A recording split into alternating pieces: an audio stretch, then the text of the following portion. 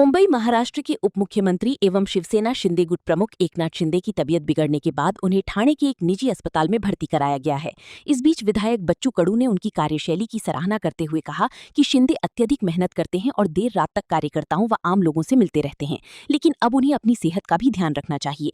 विधायक बच्चू कडू ने कहा कि शिवसेना में आने के बाद से उन्होंने देखा है कि एकनाथ शिंदे के पास हमेशा लोगों की भीड़ रहती है। वे आधी रात तक कार्यकर्ताओं की समस्याएं सुनते हैं और हर किसी के लिए सहज उपलब्ध रहते हैं। यही कारण है कि लगातार काम के दबाव और भागदौड़ का असर उनकी स्वास्थ्य पर पड़ा है। कडू ने कहा कि शिंदे को अपनी दिनचर्या में बदलाव कर स्वास्थ्य को प्राथमिकता देनी चाहिए ताकि वे जल्द स्वस्थ होकर फिर से जनता की सेवा में जुट सकें। उद्धव ठाकरे पर भी की टिप्पणी। विधायक बच्चू कडू ने उद्धव ठाकरे के राम रक्षा पाठ कार्यक्रम का स्वागत करते हुए कहा कि ये सकारात्मक कदम है। उन्होंने कहा कि शिवसेना की मूल विचारधारा के अनुरूप उद्धव ठाकरे आगे बढ़ रहे हैं और उन्हें इसी तरह सकारात्मक दिशा में कदम बढ़ाते रहना चाहिए। कर्ज माफी में जल्दबाजी न करे सरकार।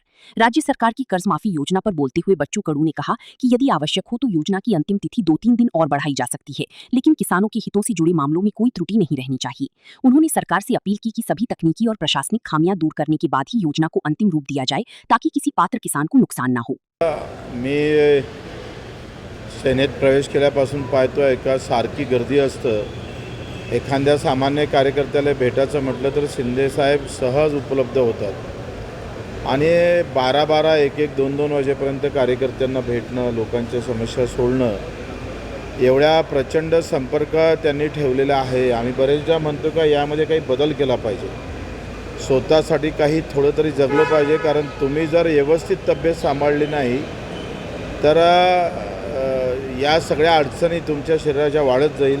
तर पुन्हा आज आपण ऐकायला भेटले का त्यांची तब्येत काही हॉस्पिटलला भरती करावं लागली। त्या दिवशी त्यांना ताप होता तरीसुद्धा ते बैठकीत उपस्थित राहिले होते।